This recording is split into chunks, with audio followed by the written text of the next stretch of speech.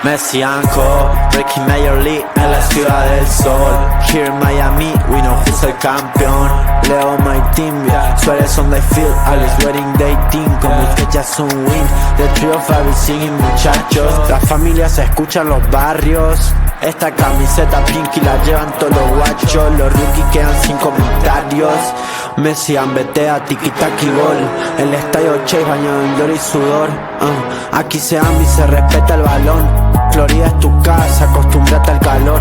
Estate listo pa' Messi and Co. Estate listo pa' Messi and Co.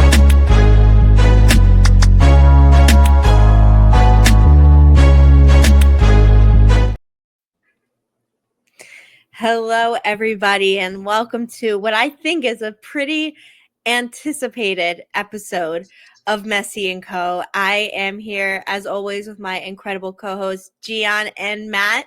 And I'm Ashley. Do I normally say I'm Ashley? I actually just thought about that. I don't think you do. No. I mean, maybe you're that famous. You don't need to be named. You're like like Seal or Cher or something. I don't know. Or like Voldemort. Agreed. Maybe. Yeah, but anyways, welcome. And why I said this is going to be such a maybe talked about episode is because obviously we will be doing our post-match reaction to what was a crazy MLS season opener for Inter Miami, where, as it says in the headline, down a man but not defeated. Dramatic 2-2 draw versus New York City FC in a game that was full of everything that you maybe would expect to get in a whole season. We got in the first half, honestly, not even in the full game. In the first half, we got all of that and more. Heart attack Herons back and ready as ever. But yeah, this was a pretty crazy match. Does anyone have any, before we get into it, just overall thoughts and like? I think it's cool because we all got different perspectives of the game. Obviously, all three of us were there. You know, we got a different perspective. Matt was in there, like in the grind with all the fans as well. Yeah. He was in the stand, so he got a different perspective. Like, I don't know, from us, like when we were those of us that were in the press box, like I think that there was a lot of good conversations, as we were talking about before the pod started, about different people who should start, shouldn't start, and as well as things that didn't really have to happen. That should have been a lot easier of a game, I think, than what it ended up being. So there's a lot of questions, a lot of uncertainties, a lot of things that we can discuss today. But how was it, Matt? Like, in the stands, how were the fans reacting? It was absolutely incredible. It's such a lively atmosphere, and it felt so good being back at the stadium after so long. But it looked essentially sold out. It was packed stadium, and everybody sitting around me, they were showing all types of emotions. They were happy, they were angry, they were cursing at everybody. Like it was just awesome. It was an awesome. Were they awesome losing atmosphere. hope, or like were they from the beginning? They knew that this, we were always in it, because obviously going down a man, I think early. Like, no, how was 100%. everybody? I could tell you right now that everybody didn't like. We were all behind the team. Like everybody was really like yelling at like all the players, or all the people in the stand that were yelling at the players, motivated them to do better. They never lost hope one time, and they were cheering for literally every single thing. Honestly, I was looking distraught when it was like the 99th minute in the game, and like it was still 2-1 up. We were still 2-1 down. But no, it was everybody was back in the team, and it was just awesome. It was just awesome to experience. That's so funny. It makes me think of like the meme or the thing where it's like Patrick Mahomes, like, don't give him 13 seconds, like too much time on the clock. Like it's the same thing for Messi, like 110th minute out of 100, too much time on the clock. Yeah. Like he'll get it. So and I think I'm glad we have your perspective, Matt, and having you on just in general, but specifically for games, because I was previously, and obviously so is Gian, regular fans going to the game and sat in the regular, in the stadium. My family, my mom still has season tickets. So every once in a while, I'll say, I'm not going to do the press. I'm going to go sit with the family. But really for the last year, for 99% of the matches, Gian and I are in the press box. And so we have a very, like, I think we're used to a different perspective now where one, it's it's not as loud. You can hear the fans. You can definitely hear the fans. You can hear the cheering. You can hear like the groans. You can hear the unrest with the referee, which obviously we'll talk about. You can hear the cheering when they score, the fouls, etc. But it's not as loud as like when you open the door, you can hear it's really loud. We also have the commentary in the box, which is the live play-by-play color commentary call in Spanish, which is played on speaker within. So it's not like you're listening to fans, you're listening to like commentary the whole time. Gotcha. And then there's 3 monitors that show all of the So you're living the good life up there is what I'm hearing. It's like I think it's like we were talking about it earlier, how you said, oh, everyone was excited and you couldn't tell all the things. Are you sure you're not in the VIP, Ash? Like, that doesn't sound like where I'm at. Like, sometimes you disappear. I think you've been going to the VIP section.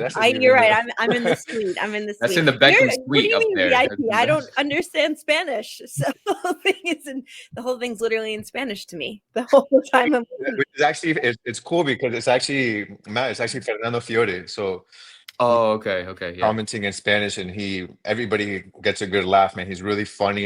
His sayings, the things that he says. Even Ash, that has a poquito Spanish, she laughs sometimes with the way that Fiore says something. So it's pretty cool. Yeah. It's nice to hear. It's good teaching for me, honestly, like, because it's like trial by fire. I have to try and understand something and I'm seeing it. So it's like, some of it's clicking. But anyways, all of that to say, I think we all have sometimes slightly different perspectives of like what we see in the game and what we think is overall trends and like big things we notice. So what I wanted to do for this episode, and because there are so many big topics for us to discuss, I wanted to get our followers involved because we have a really big community. We have a lot of people who, follow us on X, who watch our videos. Make sure you're subscribed to the channel, by the way, 5 Reasons Football, where we're putting all of our new episodes, and you're following us on X at Messi and Co. But we got a lot of people who are looking for updates, who are giving their ideas, their perspective. And I wanted to know how everyone felt overall. So I put out a couple polls, and I think I'm going to use these for this episode. These are going to be the guides to some of our conversations. And if we have other things to talk about, we can shout them out, of course. But we'll kind of go chronologically, starting with the first poll and with what is, I think, the most memorable aspect of the match, which is Tomas Aviles getting the first goal of the MLS season for Inter Miami, right? A great goal, having what I would say was a pretty good first quarter of the game. We were like, wow, we're seeing some maturity, we're seeing some good play, and then a red card that he got in, I think, the 30-something minute, a straight red card, one that immediately, I think everyone was a little bit confused and a little bit, why wasn't this a yellow? What happened? It ended up because the foul was right outside the box and he was the last defender, so it was denying a clear goal scoring opportunity, which is a red card. And so Inter Miami were down to 10 men for the rest of the match, which of course provided some challenges, as we know. But it was minute 5 by minute 23. Sorry, 23. Yeah. Oh wow, I was giving him credit for 30. Okay, 23. A question that we discussed it in the preseason. We discussed it at the end of last season. What do you do with Tomas Aviles? Because a player who definitely has some young talent, obviously from the Argentinian youth setup. Has had some good moments for Inter Miami, but is clearly has a discipline issue and is incredibly unreliable, as you saw last year with multiple suspensions from yellow and red card accumulation. Game 1, first half, first 20 minutes gets a red card. When he's available after this 3-match ban, do you think he's earned his way back to continue to start? Because I'll start with this one. I created the poll. I created those 4 questions. Once he returns, is it time to bench Tomas Aviles? Yes, I think it is. Because while you may say on paper, and maybe if you're looking at everyone based off of their pure quote unquote talent or their ceiling, you can say, I think Tomas Aviles is the best 2 available center backs that I would want him to start, right? And I think he fits he plays with the team the most. He has the most potential, X, Y, and Z. Let's say all of those things are true. I still would put someone who I would think on paper is not as good as him, because I think you can rely on them more. And one of the biggest assets or aspects of being a good pro and a good player on a team is being available. And Tomas Aviles has simply not learned how to keep himself available. And it doesn't seem like a trend that's changing anytime soon. So I think he deserves to be benched and he has to re-earn his spot, because right now his discipline, yeah, he gets, the bans or he gets sent off or whatever, but the team doesn't punish him. Every single time he's available, he gets chosen. And I think it's not a good precedent. And I think he deserves to be benched. Yeah, 100%. I think that with Tomas Aviles, I think that you have a guy that's good, that's shown he's a good player. But the issue is with this team is, as you said, his reliability. I'm looking here at the disciplinary guidelines for MLS in 2024, and just kind of looking through how many cards he ended up with: 13 cards, 13 yellows, and 2 red cards. So basically, he left the team twice early with 10 men last season. And throughout the season, going through 13 cards, he actually was suspended 4 times. So another 4 times that he wasn't available for the team. We know that Inter Miami struggled very much on the defensive end last season. How difficult is it for a coach, when we're talking about Tata Martino last season, to be able to try to already deal with a very fickle defense, to try to put together a reliable one when you have a player that you never know if he's going to be, when he's on the pitch, you don't know if he's going to make it to the end of the game. And when you're trying to get your next roster up, he's not available because he's constantly suspended. So I think that that's really difficult on a coach. Mascherano's basically a new coach coming into MLS. I don't know if that's something he's going to want to deal with. It's something he's going to have to outweigh the pros and cons of having Aviles on the pitch. Luckily, because of the fact that we have a really good team, we were able to surpass that and be able to get what, some may say we rescued a point, but in reality, I think we lost 2, because that should have been not that difficult of a game, I think, for us. And Tomas Aviles made that a very difficult game for us, even though he did score early on in the game. So for me, knowing that you have a deeper bench, a deeper defense, you've got Maxi Falcon, you have Noah Allen, that has been playing, in my opinion, really, really well. You have Lujan, you have Ian Frey that can also play center back, and that's probably a conversation we'll have later on about where he may fit. You've got other guys that are reliable and that are good as well, that can very easily take his place. And I think that Aviles needs a dose of reality, a bucket of cold water, sit down, and you're not invincible, man. You need to earn the spot. And right now, I don't think he's earning the spot. 100% agree with you, because when you really look at it, he has to learn that his actions have consequences. From my angle during the game, the foul happened on the complete opposite side. But at the end of the day, it was a red card. Everybody was all shocked and trying to argue it. 100% it's a red card. You're pulling his shirt. I don't care if it's hard or soft. You're pulling his shirt. It's outside the box. He's the last man. It's Doxo. And Aviles has to realize that he can't be making those kinds of decisions on the field, because that foul, that red card ended up to a goal. Like, they end up scoring from that play. Mascherano, Aviles, they need to have a sit down. They need to reevaluate the whole situation. Mascherano specifically, we've been seeing Lujan playing that center back role. Like you said, Noah Allen has been playing brilliantly in that left center back role as well. Ian Frey, we know that he can do a really good job. Aviles needs to be benched. He needs to. This guy reminds me of like Gonzalez Pires. If you guys remember how, they're the same player, except that Toto is like 10 years younger. It's the same thing. Gonzalez Pires was getting suspended every other game, getting a yellow card every single game. This is the same situation, but he was still playing. So I don't know. Will he get benched? Probably not. But does he have to? Like, he needs to. It has to be. We're not going to say yet, because I don't want to bring any bias, but if he gets put in automatically and we see this happen 1 or 2 other times this season, I'll bring up the difficult conversation, which is he getting these kind of things because of his passport? I hope not. I'm going to give Mascherano and I'm going to give this team the benefit of the doubt. It's a new season. It was his position last year. They started with his position now. I'm going to give everyone the benefit of the doubt. But if we see this trend continue and he doesn't get punished internally, I think that's a really big red flag. Yeah. I want to pull up the poll really quickly, just one more time, because I do think this part of it is interesting. There are 4 options here, but obviously there's 2 technical options, which is yes, he should be benched or no. And based on this poll, it's almost a 50-50 split, which I thought is really interesting. And that's why I'm really glad we did this. And you'll see it throughout all the polls. They're closer than I thought they'd be. People saying the biggest other answer was no, don't bench him, still time to grow. I mean, when you look at this is all hindsight 2020, of course, but certainly like when you had a Sergio Ramos, so you have other strong-headed, maybe even a Maxi Falcon, strong-headed center backs who had this issue reoccurring.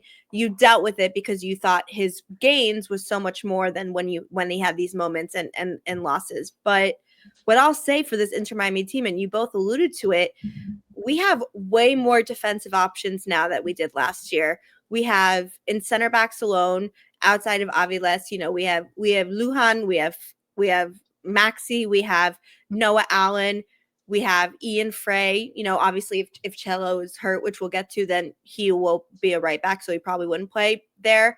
But we have Ryan Saylor, and worst comes to worst, we have Sergio Busquets. So we have right there, I just named 5 center backs that I would play over Tomas Aviles right now because of the disciplinary issues. So we'll wait and see. But yeah, I want to bring something up really quick too, just while we're on the topic of the play, just because I've seen some conversation online about what was he supposed to do? Was he supposed to just let him go and score? And what I really think about that play, just to make it a bit more clear, is I think that obviously Noah Allen got beat on the initial play.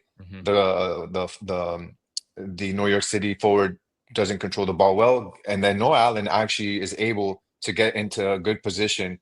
I think that for me, Aviles didn't play that correctly, put himself into a bad positioning, actually made it more difficult for Noah Allen to try to, control that play. But at the end of the day, what it comes down to is also soccer IQ, because you got to think to yourself, you're still so early on in the game.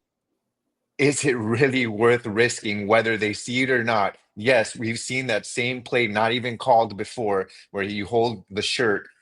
Would the referee even have called it if Aviles wouldn't have had the successful slide in and he would have fallen? Maybe he wouldn't. Who knows? The point is, don't put yourself in that position, because at the end of the day, if he scores, at least, or if he ends up with a one-on-one, at least give Ustari the chance to block it. And if he doesn't score, man, you've still got 60 minutes of game to play. And with this team, with Messi on the field and Suarez, Busquets, Alba, Redondo, everybody, bro, believe in your team. You can't leave. I would rather you let us get scored on in minute 20-something than leave us 60-something minutes with a man down. And I think that that's where the IQ comes down. And that to me was the biggest mistake, was the soccer IQ not being present in that moment.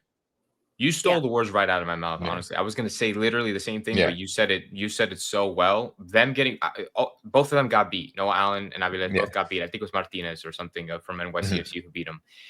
You need trust in your goalie. You need trust in your team. You need trust in Ustari. You need to have trust in Ustari that he's going to make that one-on-one save. And if he doesn't, he does it. That's it. You made a mistake on you got beat in that defense. That's it. You reset and you keep playing. And now you're putting your team at a disadvantage. By getting that red card, huge IQ thing. And I also want to say this before we move on, but benching Aviles for people said no, he still needs time to learn. Being benched is a learning opportunity. Like especially when you're 20 years old, if you're being benched because of your actions, that's a learning opportunity. You have to sit down as a player and be like, okay, why did I get benched? I did this mistake. I got beat. I shouldn't have gotten the red, whatever. And you learn from that mistake. Being benched is not a bad thing. We're not saying we should drop Aviles from the team, sell him, trade him, whatever. Or we're saying that maybe he needs time to evaluate, maybe a game, maybe 2 games, and see, and just learn from his mistakes. And that could be, and I think that's the best option for him. And 100%. It's agreed. Yeah, 100. I mean, he's not. It's the IQ issue, because he's not getting better at this specific part, which is the problem. Because you can teach skill, you can teach, I think, ability when it comes to certain aspects of it, like defense, etc. Like those intangibles, or those tangible items you can teach, but he's not improving his match day decision making. You know, 1, you're already winning. 2, you have Messi, the greatest player of all time, on your team. 3, it's the 23rd minute. Those things to not go through your head, and to all of those things to not go into your thinking when you're making that play is a problem, because you're like, oh, it was 0.2 seconds. He made a decision, but he's getting paid to make the right decision there, and he didn't. And so that's the problem. You're getting chosen and paid, and you're not making the right decision. So, yeah, I think we all agree on this one. Sticking with the defensive line, though, right? Sticking with defense, the second poll I put out, which I think is also going to garner pretty good discussion, is who would be in your best 11?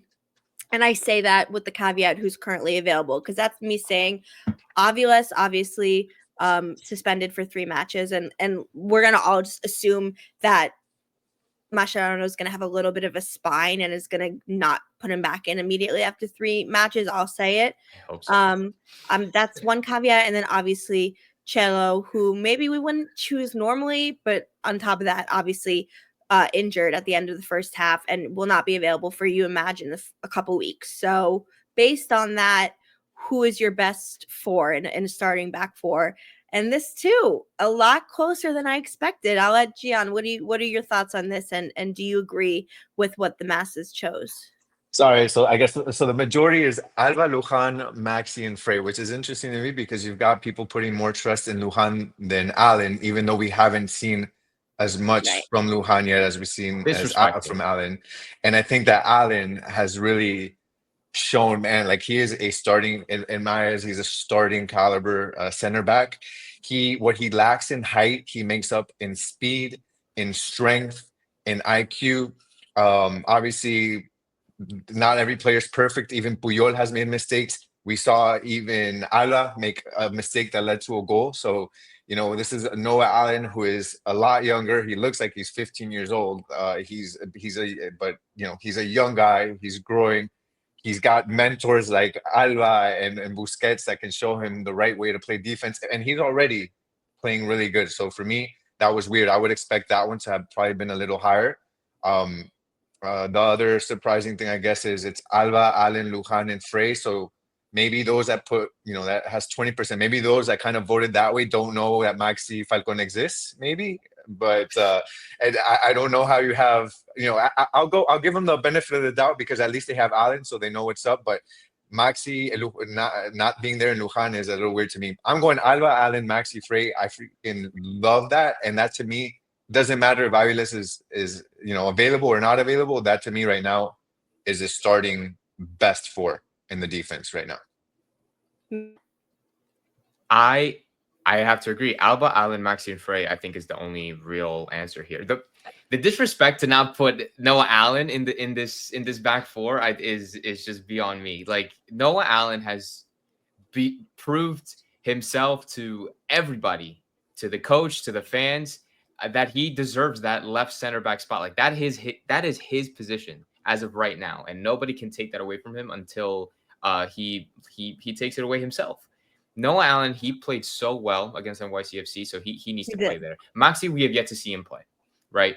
But with the expectations that we have, him coming into the team, and we know how good of a center back that he really is, I think that he also just that he is essentially on paper the best center back that we have. Lujan didn't impress me as much. Probably didn't impress a lot of people since he joined in the preseason, since he's played in the preseason. Against NYCFC, I think he had a couple of good moments, but nothing really to be like, okay, like this guy's our starting center back, probably one of the best center backs, but I mean, still a good player. And obviously Ian Frey. Honestly, and I've said it before, and I'll keep saying it, anybody but Chelo at that right back spot. You can put Gressel in there. I don't mind. You can put Ian Frey there. You can literally put anybody there, and I wouldn't care. So we like you can anybody but Chelo is fine. And now he's finally benched. It's due to an injury, which is never good for anybody. I wouldn't want to wish any injuries upon any player, but I'm just saying he's finally benched. So and we're not going to do a whole other. And we're not going to do no. That's it. That's all I got. No more about all I got. If you really want to know the thoughts behind Chelo. Go to the last episode that we did, and we did an entire segment on Chelo. So this we're not going to do that again. No, that's it. Honestly, in the press box, I was worried there's gonna be like a red dot on our heads. We're like, the Cello supporters are looking for us. But yeah,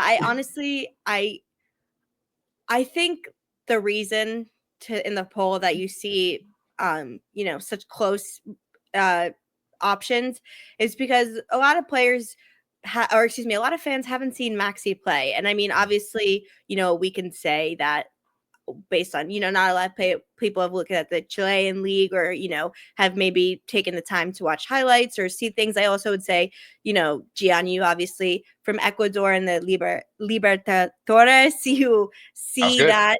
You see, I think him and that kind of style in those teams a lot more than the average Inter Miami or Messi fan.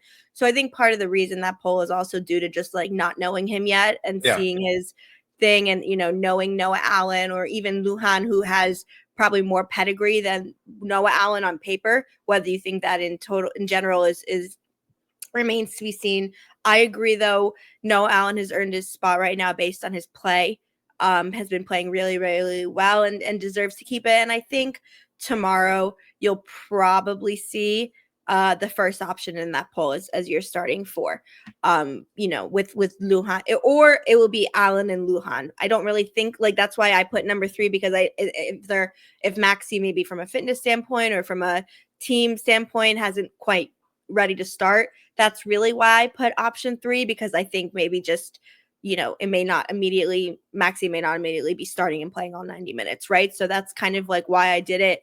But I think we all agree on like the structure of it and what we would like to see moving forward, with the idea that those center backs really could kind of, they could change out. There's a lot of matches. There's a lot of rotation. So yeah, we had a couple of comments on there. One saying that obviously they would want to have Aviles instead of Allen. So it's like a tweak to that first one. And then we had somebody that actually put Puyol at right back. So there were some anti-Ian Frey comments I was seeing on Saturday.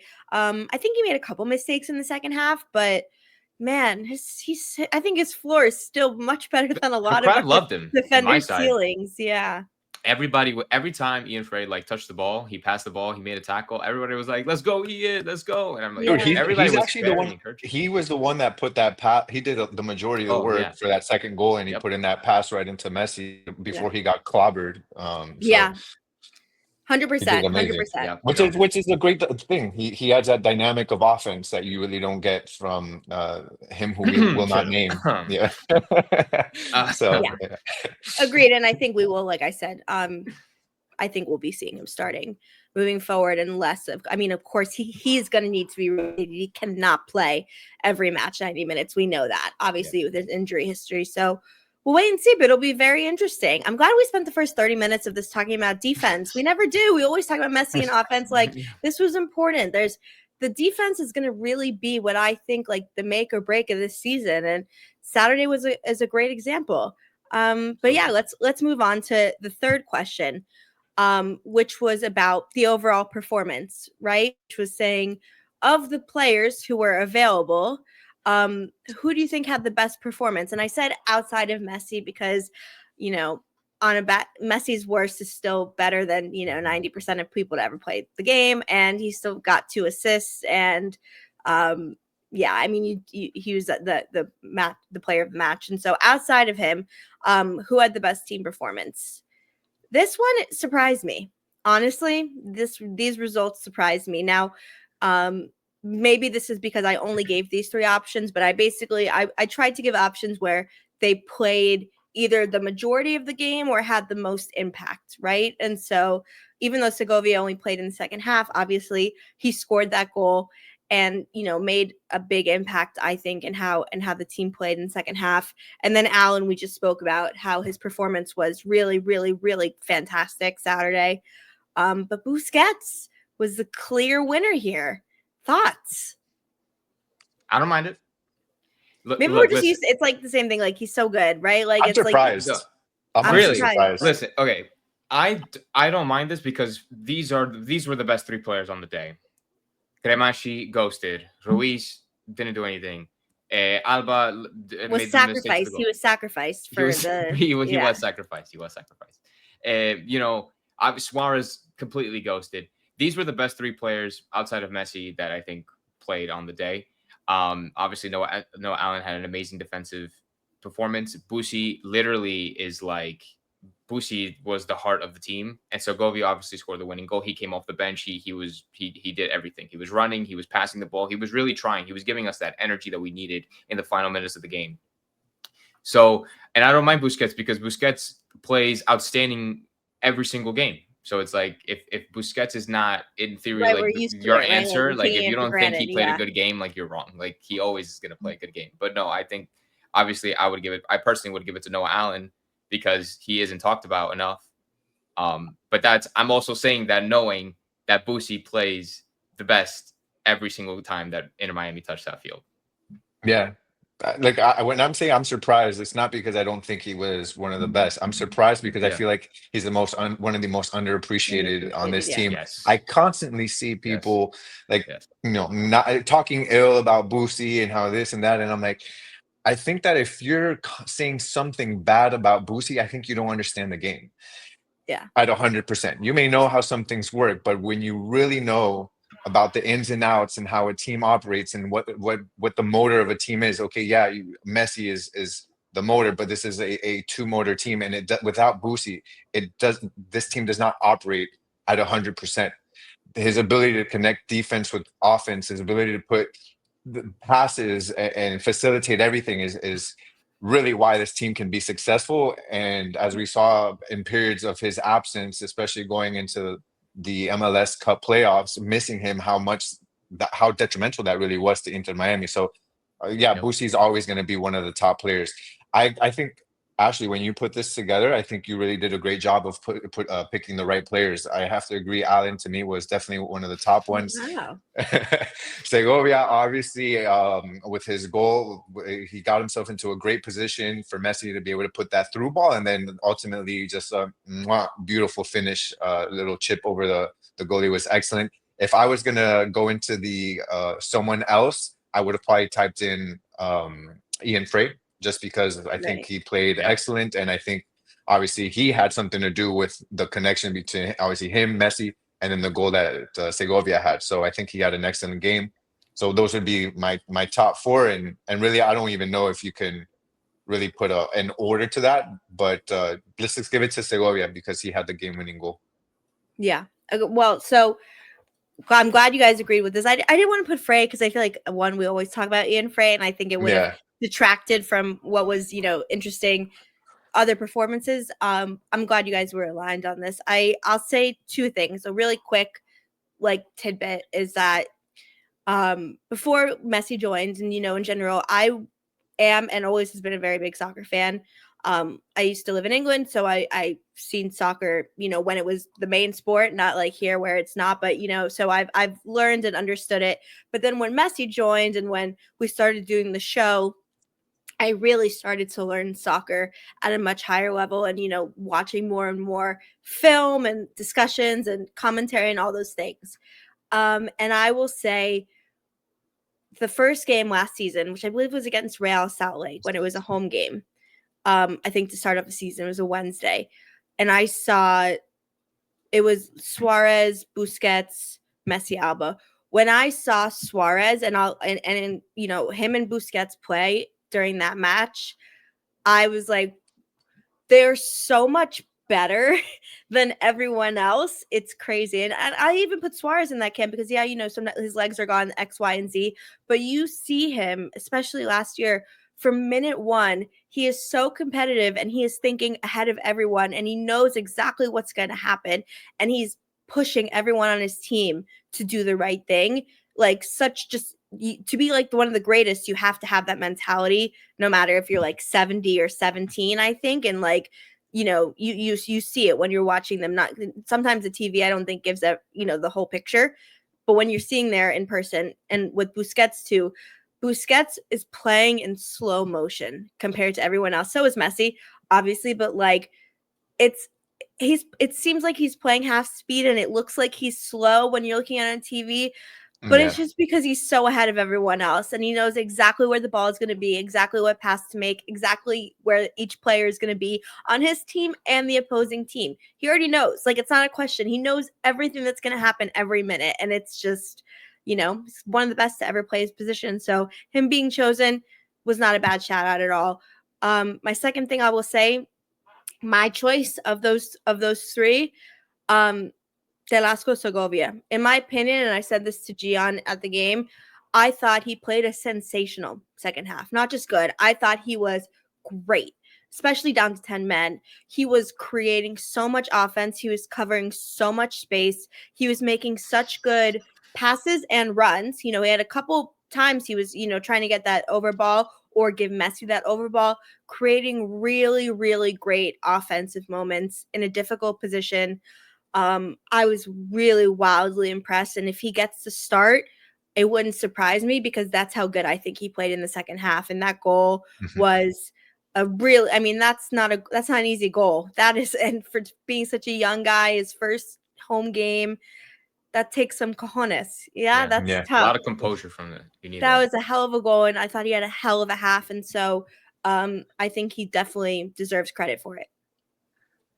Yeah, agreed. He's definitely going to be a starter. I can't think of anybody really that would take his place right now. I think it's really him and probably Tadeo are going to be the guys that are going to make that top three with Messi behind, serving the ball and doing everything else. So, and it's a good blend too, because obviously if him and Tadeo are going to go ahead and start, Tadeo is going to be the more offensive guy, even though he is going to help somewhat. But I think that Segovia really has a good mix. He's kind of like a box to box. He'll help in the defense, and then he'll also be in the offense. So I'm really, really happy with that signing. To me, one of the top signings. 1000%.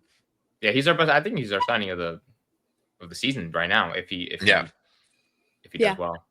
Yeah. So we'll see. I mean, but overall, really, really good, and I'm happy that he got the goal because I think he deserved it. He worked his ass off that second half and did really good plays, right? Like winning plays. So now the other end of the spectrum, who was the player that underperformed or didn't necessarily reach expectations? I don't want to say like the worst, like terrible, like, I don't want to use that.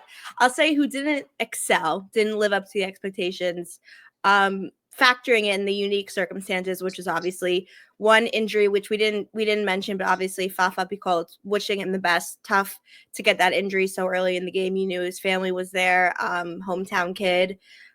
Tough. Hope he recovers quickly and can come back. But with all of those things into consideration, who didn't show up? And so the here, I am really surprised about this. I'm going to give my thought last, but whoever wants to go first. Do you want to agree with this, or would you have this in a different order, or is there someone else?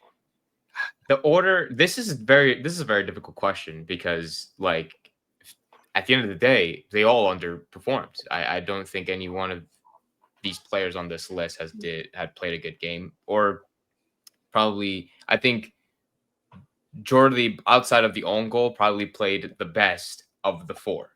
So yeah, I'm not gonna give Jordi any smack, even though he did make that mistake leading to the goal. Taylor, literally, I didn't even see him play. Like, Taylor just didn't play. He wasn't on the field. Like, it just that it is what it is. Cremachi, same thing. It was weird because these are players, especially Cremachi. I thought that Cremachi would be a little bit more standout, but I know we saw him play right back for a bit in the, I believe it was in the beginning of the second half, or towards the end. Wild decision. Yeah, so I'm like, well, that's new. That's interesting. So, and we didn't see a lot from him from there either, which probably was like the biggest mistake. I don't think playing him at right back was a good idea. So he was getting burned. He was, like it wasn't the best. So I'm not gonna give, that wasn't his choice. So I'm not gonna I'm not gonna give him smack for that either. Suarez, we always have high expectations for Suarez, right? Suarez is always having a bad game until he scores. And that's what I just feel like, right? And I don't know if that's just me, but Suarez is always having a bad game until he scores. 100% true. Like you know what I'm saying? Yeah. So it's like, and I think this is it. Like, he had a bad game because not only did he not score, but he barely passed. I think he took one shot all game. He was trying to be in the right positions at the right times, but at the end of the day, it just didn't work out. Him being subbed out was the right decision, but at the end of the day, I just don't think we had anybody. And now it's like, it brings up another question is like, okay, do we have a striker? Do we need a striker? Whatever. So honestly, I kind of agree with this. I think Suarez being held to that standard, being held to that expectation, I think he probably underperformed the most of the four. Gian? So, yeah, I'm looking at this poll. It's really interesting. So Taylor, I mean, Taylor is a guy that I think a lot of us really liked last season, especially at the beginning before he kind of lost his position to, I think it was Diego Gomez, who ended up, which obviously understandably, but he was doing good. I loved the speed that he would bring and his ability to cut in, and he would score great goals. He cut in and then shoot to the back post, and beautiful goals. You're just not seeing that Taylor this year, but it's also I don't know if it's something mental or something, the fact that he was getting minutes and then all of a sudden he's not. It's got to be tough, I think, to be in that position as a player, right? And I think he's just so far down in the pecking order right now because if it's not Tadeo, Telasco, or you've got now Fafa, Picol, Kremasti is in front of him, so I think that's got to be tough for him. But I don't know. I didn't see him as that bad. Obviously he didn't have a great game, so it kind of.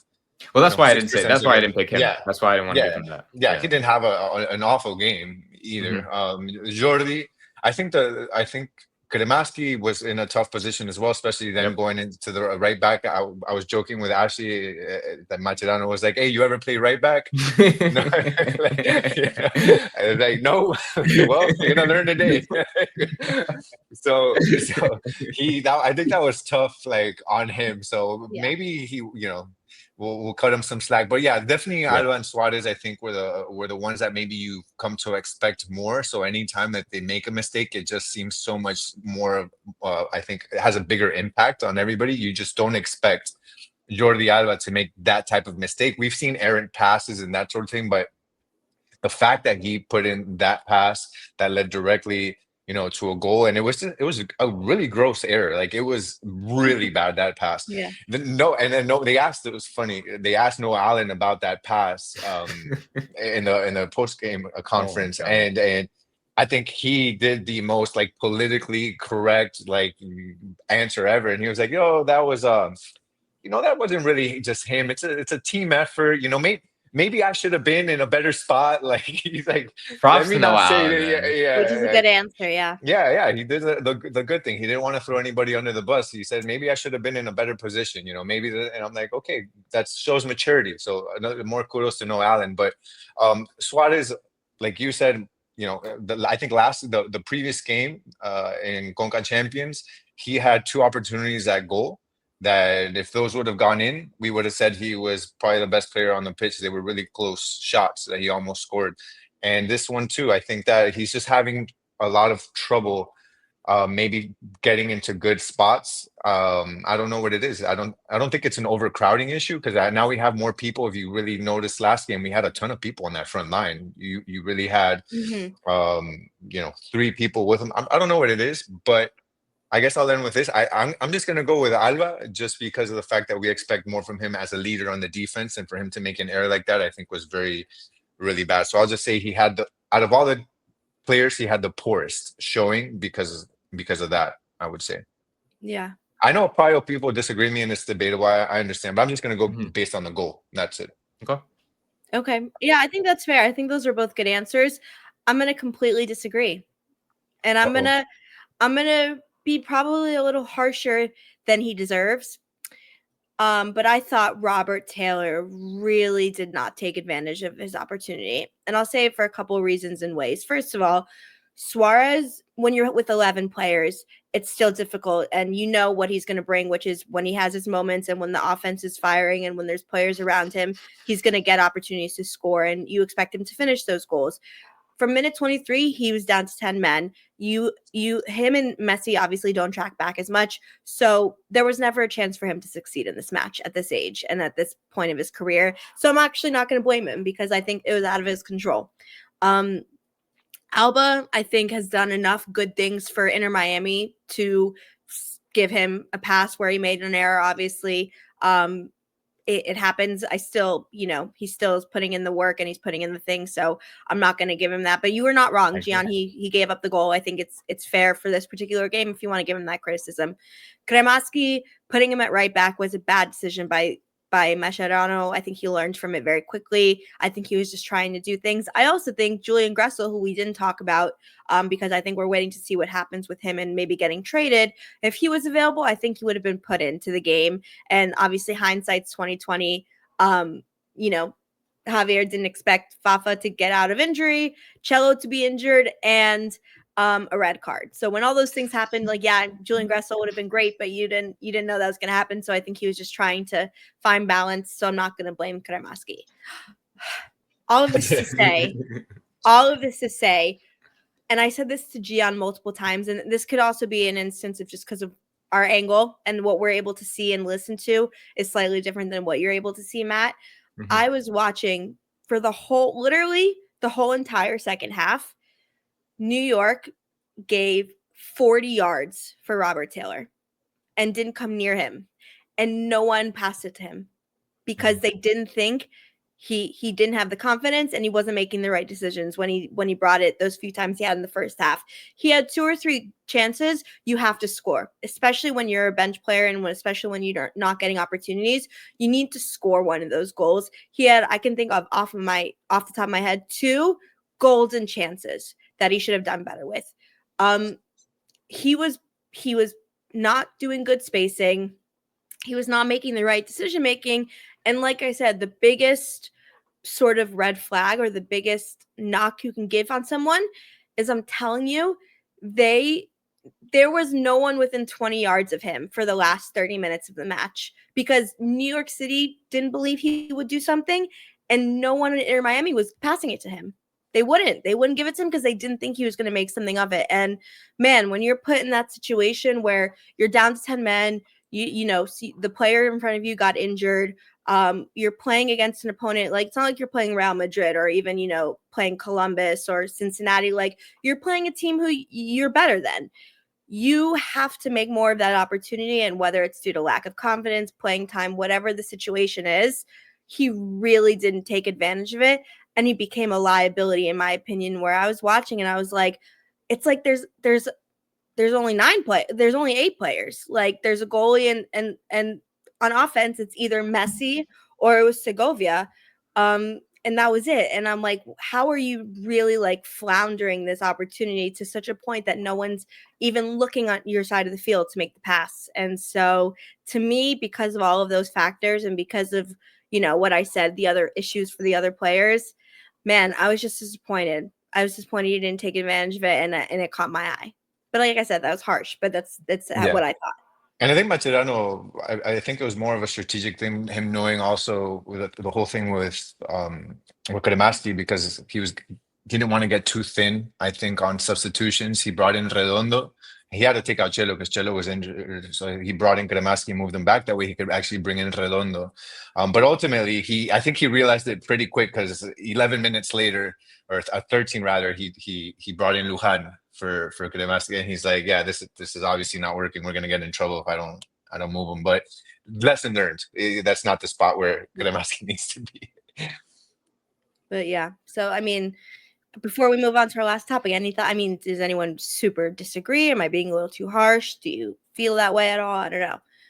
I'm trying to remember how I saw the game sitting there, because honestly, when you were talking about NYCFC just giving him all that time and space in the world, I mean, I believe it because I don't remember just looking over to Robert Taylor and be like, okay, Robert Taylor has the ball. What is he gonna do? It happened very few times, and like you said, he had a couple of opportunities. I think he had like you said, 2 or 3 shots, and I think 2 of them got blocked. I forget, but no, I do remember just him. I didn't pay a lot of attention to him because he wasn't really doing anything. He just wasn't. He was just kind of there. He was just kind of taking up some space, I guess. But I don't think you're being too harsh. I think it kind of just brings up a question well, is Robert Taylor's time done at Inter Miami? Is he we already said he's so far down the pecking order and in that depth chart list does he deserve to come off the bench anymore and is he going to be as impactful as he was maybe in previous seasons? I don't know, but I don't think it's too harsh. I definitely think it's a conversation worth having. I really think that if he's gonna be successful here, he just needs more time. I like I like his player profile, and I think it's something that Inter Miami needs, because they don't have people that can really take people one-on-one. And I think Robert Taylor has that speed and that dynamic where he can be able to create space for himself. I just think that it's a lot to expect from a player that's not getting a lot of minutes to just get thrown into a game and expect them to do a lot.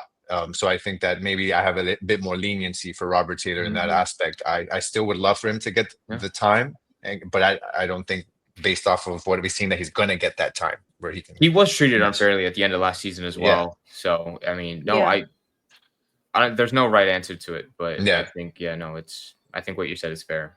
1,000%. Yeah, I agree. I mean, I agree. Like I said, it was a harsh take, and I think maybe it's just me comparing to the other three players. Like, I have reasons for the other three players and their performances.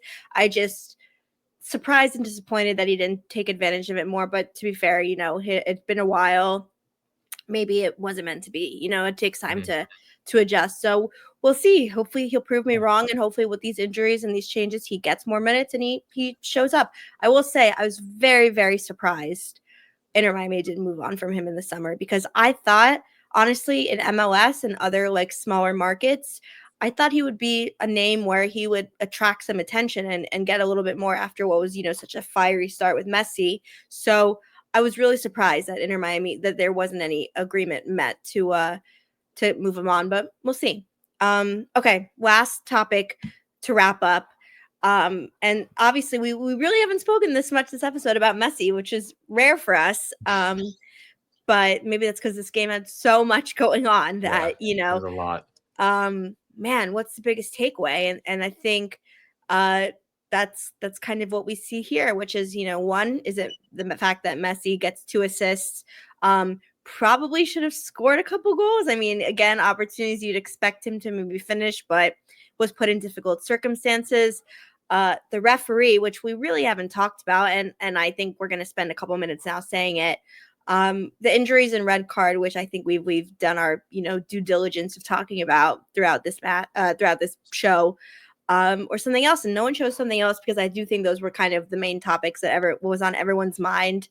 And the winner of this poll, which again surprised me, which is I'm so glad I did this, because wow, we got a lot of different feedback and a lot of different people's opinions. Messi's assist was really the biggest takeaway for a lot of followers.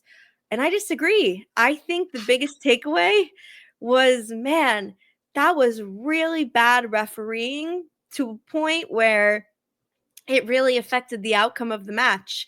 And Inter Miami rescued a point. And you could say things happen on both sides. Things are called, things are missed. That's how the sport works. But in real time, from minute 1 to minute 90, we're looking at each other a lot, me and Gian, and we're like, this seems a little one-sided of a referee showing, and it showed itself in a lot of ways. And in my opinion, you can't I don't think you can complain about the referee every match, because it's subjective. It's only a person who's doing his best to see 22 players moving very fast.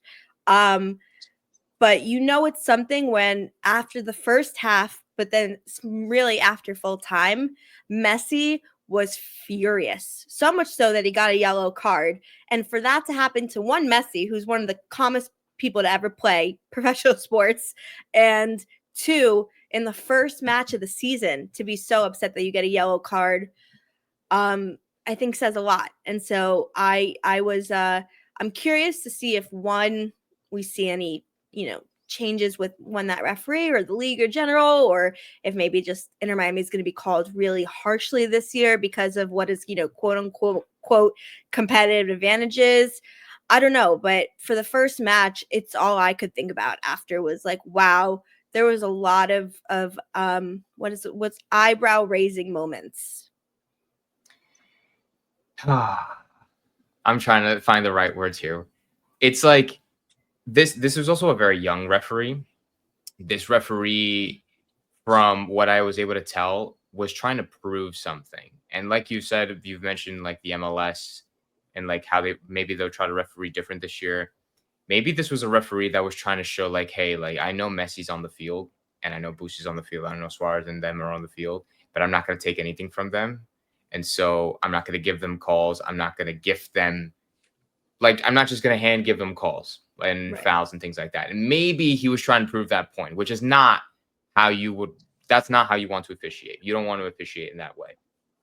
I disagreed with a lot of the calls that were made on the night, and there was a lot of moments. Obviously, well, the red card was I like I said before, I agreed with that one. That was a red card. But there was a moment where NYCFC should have been down a man.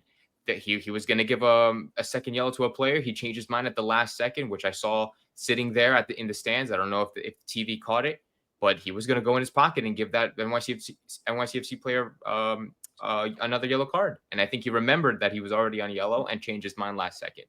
And I think that's probably not.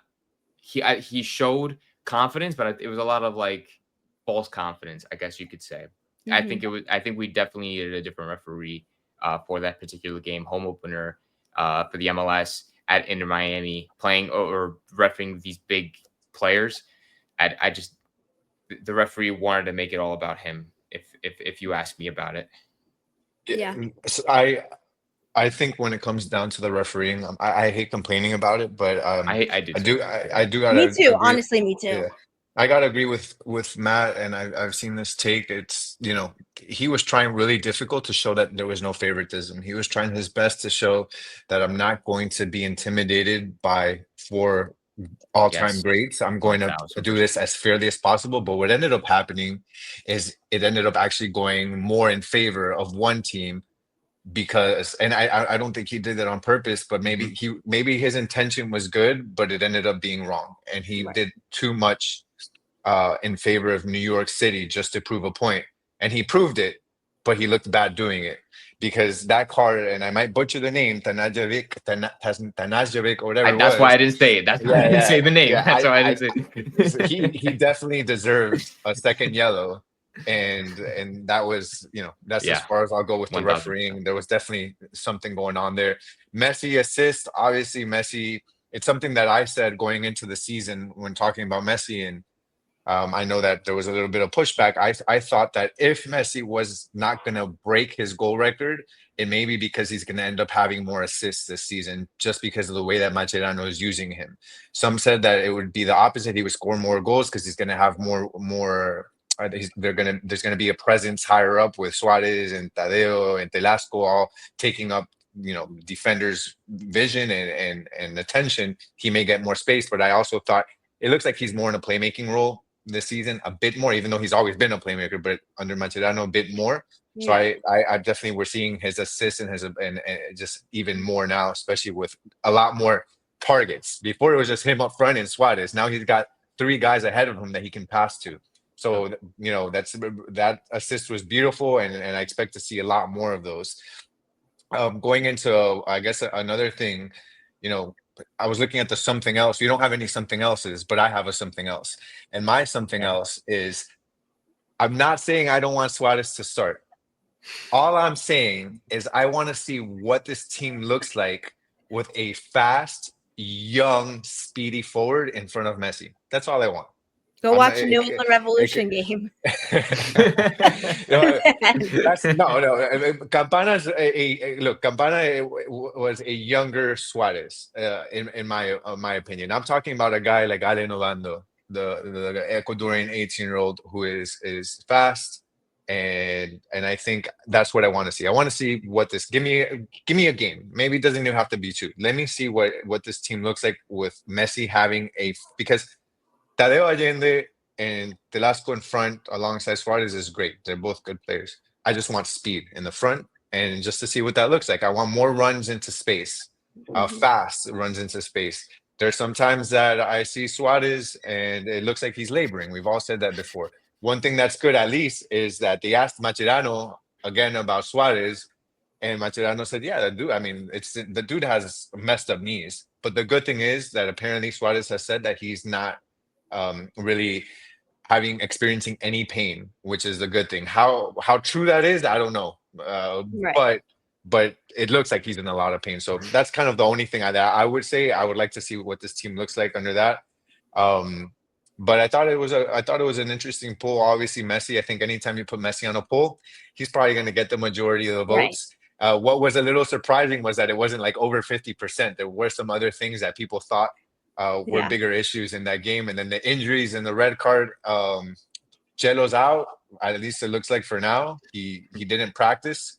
Sorry, I made Matt disappear there. He didn't practice. So I thought that was interesting. And then the red card we already talked about, Aviles. But hey, look, we got a really deep team this season, and this is why we did it. We did it specifically for Aviles. Just kidding. I messed around, but we have a really deep team, and it's because of this. Because we're gonna have Champions Cup, we're gonna have the league, and then we've got a couple other big tournaments coming up. So, it was a difficult game, one that we shouldn't have really sweated that much. But at the end of the day, we still have a chance to go undefeated. I'm going fingers crossed to see if we can end an undefeated season. That's true. Okay, well that's a good perspective. Okay, well, really quickly to wrap it up. I mean, again, I don't think we'll make every single match about refereeing. It normally isn't. I think to for the benefit of doubt, especially after last week's CONCACAF Champions Cup game, where like obviously at the end the referee asked for Messi's shirt. You can't do that. I'm sure there's a pretty strong message throughout, officiating and everything. Like, you must be fair, you must be unbiased, even if you want to, etc. Apparently it was for his kid, but still they said that it I mean, well, you do it in the hallway. You certainly can't do it on the field. But look, maybe he took it too far the other way. It was clearly 2 yellow cards for the New York City player. It was clearly, I mean, I wouldn't say it was clearly a handball, but I would say towards the end, like, that deserved VAR review. I mean, he just was, for every single call for Inter Miami, he was not giving them the benefit of the doubt. And in my opinion, good refereeing is you have to give both teams the benefit and not the benefit, right? Like, it needs to be flowing. And it was just clearly very one-sided in terms of, it's either you have to be 100% correct or perfect, or I'm calling it against you. And that's obviously not a good way to ref. And I think hopefully it will be, one of the last times we have to mention it this season. We'll see. Hopefully. For Messi, I will say this though, just as a reminder, I said this on Scotty Gray's show. I think he's going to get 100 goal contributions by the end of the season after all competitions. I said that. So far in 2 matches, he has 3. So just saying, like, I don't know. I'm just saying, you never know. Like, and this was what I would say, honestly, like, not high offensive performances. And he already has 3, right? Like, I don't know. You tell me. 100 goal contributions? That's goals and assists, and that's across 4 competitions. That's like, remember, this is an 8-month season. Right. This is an 8-month season, and could be even longer. It could be 10 months, honestly, if we make it to December into the MLS Cup. Right. It's February now. 4 different competitions. You expect us hopefully to get far in Champions Cup. I don't know. We'll see. I'm hoping too that we're gonna come back to this episode and be like, no, you were right. Honestly, because I honestly didn't think about that. 100 goal contributions. I would love that. Imagine that. We'll see. And I mean, he'll go on the international breaks and stuff, but there's no tournaments for Argentina, right? There's no big things that he's got. He's gonna go for the breaks and things like that. But just the knock on wood, no injuries.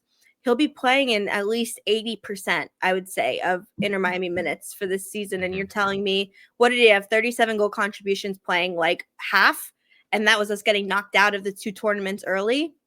Okay, just saying. Yeah. So we'll see. Really quickly before we go, because this was a long episode. We hope you watched. Thank you all so much for participating in the polls, by the way, because I think it helped us create really good discussion, and we want to do this more. Everyone, super quick, give your scoreline predictions for tomorrow's CONCACAF Champions Cup second leg opener against Kansas City. Obviously, we're up 1-0 on aggregate so far after Messi got his lone goal in the frigid temperatures of Kansas City. How do we think tomorrow's going to go? I want to say, first of all, everybody got it wrong, so nobody gets a point. Remember, we're keeping track of these things. Oh yeah, that's true. We didn't factor in the red card and 3 injuries. That's my fault. I forgot about that. But so I think I said like a 3-1 win last time, right? So I Yeah. don't know, that obviously didn't happen. I think we have 2 games now in the books. I think we're feeling a lot more comfortable. We're going to be back home in regular temperatures. I think we're going to be performing a lot better now. Obviously, we're not going to have Cheto, we're not going to have Fafa, we're not going to have Aviles. Oh no, we are going to have Aviles. But whether he plays or not, we don't know. I think it's going to be interesting. I just think it's going to be, oh my God. Well, we're going in with the advantage already, right? We should be looking a lot better, a lot more comfortable. This game is still up in the air. It's anybody's game, so we have to make sure we're not complacent. I still think we're going to get the win at the end of the day. I believe that we're going to win this game 2-1, and then it'll be 3-1 on aggregate. Mm-hmm. Okay, Gian? Yeah, long enough. I saw you building because you couldn't figure out what I you was wanted like, to say. you know what? I don't want another Aviles like red. I'm thinking of an Aviles red card. I'm thinking of a Jordi Alba bad God, pass. is I'm Aviles like, gonna start tomorrow? That'd be so annoying. Anyways, go ahead, We have Gian. to see. Yeah, you ain't beating us in 80-degree weather, bro. Like, Well, it's gonna be like, is it gonna be cold again, or no? Is it actually gonna be 80 Well, degrees? 65 compared to -8, I think they'll take. as long as we're not in negative temps here in Miami or I in think Fort we'll be good, Lauderdale, yeah. I think we're gonna be. It might rain I think we'll be tomorrow too, okay. apparently, because it's been Okay, raining all so day today. that's what's up. That's our snow. Rain That's here, our but snow. that's our snow, dude. Yeah. We're gonna put the herons can't fly in the snow. We're gonna put what are these guys supposed to be anyways? Kansas City. I don't even know what they I are. don't What's know. their mascot? Do they have a mascot? I don't Sporting Kansas City. I don't know. I know Royals. look it up No, while you that keep may be going. baseball. I don't know. All right, whatever. I just typed in Kansas City bird of the state, and Blue the dog. What? so the dog. The okay. dog? How about this? Yeah. Blue the Blue dog. the I'm dog. just gonna Blue go the with the dog is easier the Oh, one. the name of the mascot is Blue, Blue the the dog. dog. Okay, got Yes, it, got the it, got it, got it, got it. Okay, yeah. Well, you can't walk your dog in the rain, Kansas. Okay, you can't walk your dog in the rain. Not here. Not your blue dog. So I think we're going to. Man, probably should have studied this before. I'm gonna go with. Look, Mascot's Inter the dog. Miami, I think fared very well in the most difficult weather that they've ever played in, ever, and I think that they're gonna go ahead and probably win this one. I'm gonna go with 3-0. Now that they've thought out. They Love it. thought out. They're after that cryotherapy session over there in Kansas. They're back here and they're looking good. And I think they're gonna really. I think they're really gonna put on a show for us. Yeah, 3-0 is what I'm going. Can Messi do it on a cold night in Stoke? The answer is yes, he can. He can do it in a colder night, Kansas City. Can he do it on a 70-degree rainy evening in Miami? I think the answer is yes. So I'm going to go with a 2-0 Inter Miami win. I think, man, after Saturday's match, I think everyone's kind of like a little bit more tense, on alert, want to continue pushing positively for the season. Keep things moving, prove a point, all that stuff. So I think we'll see an Inter Miami victory, and like I said, I think it'll be multiple goals. I'll say 2-0 because I'm gonna hope we get a clean sheet, but I could see 2-1 or 3-1 very, very likely as well. So we'll see. But wow, what a great episode. Honestly, I loved it. And please in the comments let us know your thoughts if you agree with our poll results, if you have something different. We love talking to you. We love listening, and man, we have a fun season There's the ahead of us. culprit. Is that Blue the comment dog. That's the guy. You're not gonna be walking anywhere, buddy. Ain't no dogs walked in the rain or 80 degrees, whatever. Anyways, sorry about that. Might be. Learn Thanks, how to Matt. hold it in, buddy. You're welcome. You're You're welcome. Well, man. anyways, we got a long season ahead of us so far. So fun, so good, so exciting.